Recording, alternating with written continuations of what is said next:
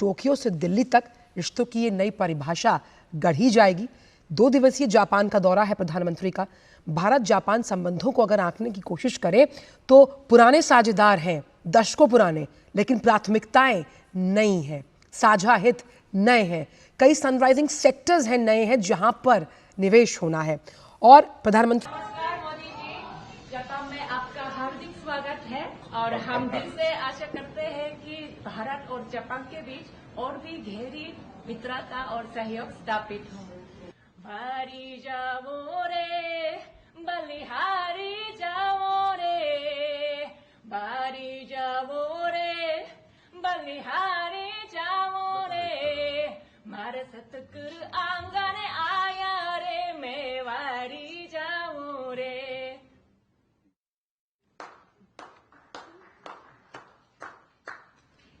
जपानिलेಗೆ स्वागतम।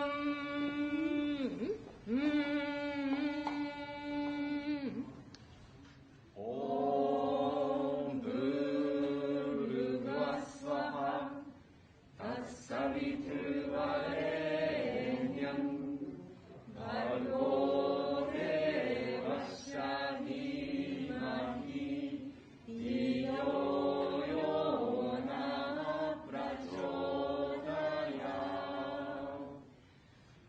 ॐ सर्वे भवन्तु सुखिनः, सर्वे सन्तु निरामयाः, सर्वे भद्राणि पश्यन्तु, मा कश्चित् दुःखभाग् भवेत्।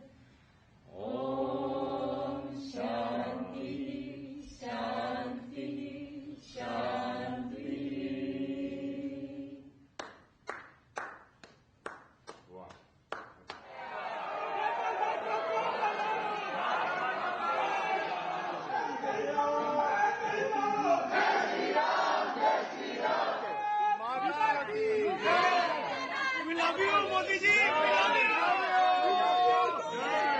ऑपरेशन सिंदूर बधाई। मोदी जी का नाम रहेगा, जब तक सूरज चांद रहेगा, मोदी जी का नाम रहेगा। हम आपसे मिलकर बहुत खुश हुए हैं, हम आपसे आपके नाम से बहुत ज्यादा प्रभावित हैं।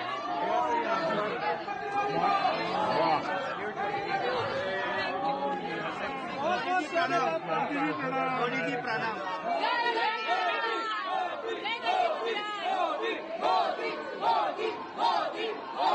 भारत माता की जय, भारत माता की जय। Lots of love from Chennai. Modi Modi Modi Modi. Bharat माता की जय मोदी जी। भारत माता की जय। मोदी मोदी मोदी। भारत माता की।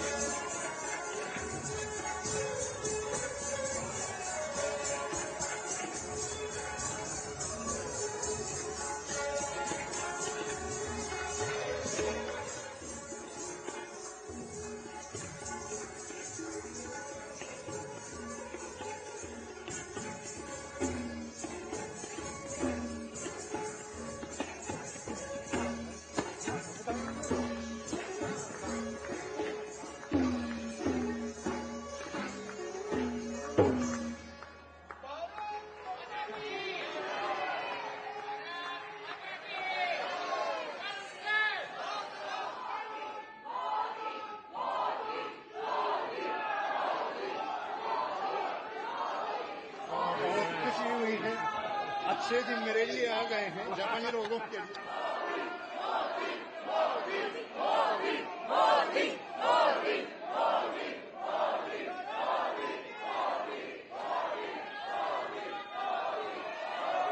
करना, और निश्चित तौर से इस बात का जिक्र विदेश मंत्रालय के माध्यम से किया गया था। वो यही दर्शाता है कि कैसे प्रधानमंत्री ने इस पूरे संवाद के दरमियान राज्यों के बीच में टेक्नोलॉजी, इनोवेशन, इन्वेस्टमेंट, स्किल और स्टार्टअप के साथ साथ एसएमई पर फोकस किया है। तो भारत का टैलेंट और जापान की तकनीक राज्यों के बीच सहयोग का कैसे एक नया आधार बन सकता है, उस दिशा में प्रधानमंत्री मोदी का ये बेहद महत्वपूर्ण पहल। और हमने कल देखा था, कल के पहले दिन की शुरुआत में प्रधानमंत्री मोदी की बिजनेस लीडर्स के साथ मुलाकात हुई थी। फिर 15वां शिखर सम्मेलन में जापान के प्रधानमंत्री और प्रधानमंत्री मोदी की एक लंबी बातचीत, तमाम एमओयू साइन हुए, तमाम क्षेत्रों में बातचीत हुई। और उसके बाद आज के दूसरे दिन की शुरुआत भी बहुत व्यवहारिक पहल के साथ, जहां पर नेशनल गवर्नर्स एसोसिएशन के साथ प्रधानमंत्री का ये संवाद, और ये बेहद महत्वपूर्ण, क्योंकि राज्यों के साथ राज्यों का संपर्क कैसे बढ़े, राज्यों के बीच जो समझौते हो सकते हैं उसमें कौन कौन से सेक्टर्स हो सकते हैं, इसमें इनोवेशन, तकनीक, इन्वेस्टमेंट, स्किल, स्टार्टअप की बात साफ तौर पे दिखाई पड़ रही है। क्योंकि जापान जब बृहद स्तर पर निवेश करेगा तो भारत के राज्यों में जो छोटे और मध्यम स्तर के जो उद्योग हैं उनको एक बड़ा बढ़ावा मिलता नजर आएगा। स्किलिंग के लिहाज से भी देखा जाए तो जापान टेक्नोलॉजी में एक बड़ी महारत रखता है और एक महाशक्ति के रूप में उसकी वैश्विक पहचान है। ऐसे में जापान मंत्री को वहां पर भेंट की जा रही है और ये संकल्प और सौभाग्य की प्रतीक जापानी गुड़िया, एक तरह से इसको कह सकते हैं कि ये संकल्प और सौभाग्य की प्रतीक उसको है। रिप्रेजेंट करती है। दरअसल दारुमा जो गुड़िया है, जो डॉल है, इसको सौभाग्य, समृद्धि, संकल्प, इसका प्रतीक माना जाता है और माना जाता है कि ये एक पॉजिटिविटी लेकर के आती है। बिल्कुल, तो काफी ये एक महत्वपूर्ण दृश्य इसको कहा जा सकता है कि किस तरह से जो भारत और जापान के पारंपरिक संबंध हैं और किस तरह से ये संबंध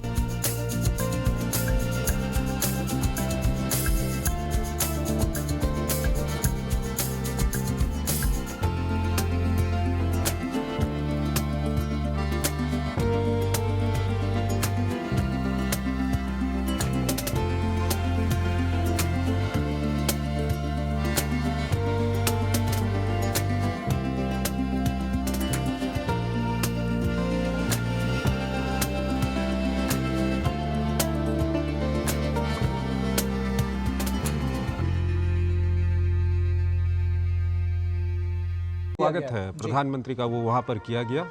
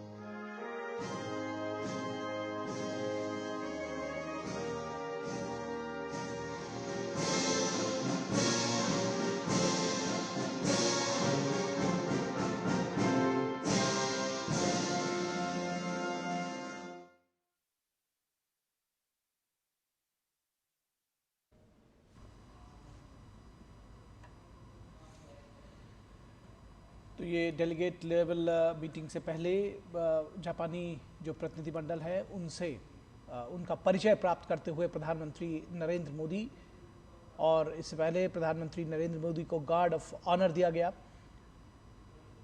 और ये तस्वीरें बेहद महत्वपूर्ण हैं जिस तरह से प्रधानमंत्री के इस दौरे में, और ये भारतीय प्रतिनिधिमंडल है और प्रधानमंत्री साथ में जापानी प्रधानमंत्री से उनका परिचय भी करा रहे हैं। ये एक रस्म भी होती है और इस लिहाज से भी ज़रूरी है कि आप जिन लोगों के साथ बैठकर मीटिंग करने जा रहे हैं कम से कम उनका परिचय एक दूसरे से प्राप्त करें। बिल्कुल, काफ़ी महत्वपूर्ण दृश्य आप इस वक्त ये देख रहे हैं। प्रधानमंत्री मोदी जापानी प्रतिनिधिमंडल से मिलते हुए, और साथ ही साथ प्रधानमंत्री वहाँ पर जो जापान के प्रधानमंत्री हैं शिगेरू इशिबा, उनको भी भारत के प्रतिनिधिमंडल से वहाँ पर मिलवा रहे हैं। और इसके बाद ये जो दृश्य हम दिखा रहे हैं, इन दृश्यों के बाद प्रतिनिधिमंडल स्तर की जो बातचीत है वो काफ़ी महत्वपूर्ण है। दोनों देशों के संबंधों को और कैसे आगे बढ़ाया जाए। जी बिल्कुल, और अब किन मुद्दों पर बात होगी, किन किन चीज़ों को आगे लेकर जाया जाएगा, क्योंकि प्रतिनिधिमंडल स्तर की जो वार्ता है वो बहुत महत्वपूर्ण है और सभी की निगाहें इस पर लगी हुई हैं कि आखिर इसमें क्या बातचीत होती है। हालांकि एजेंडा तय होता है, बावजूद उसके क्या होता है और क्या कुछ निकल कर आता है, इसको लेकर के सबकी निगाहें लगी रहती हैं।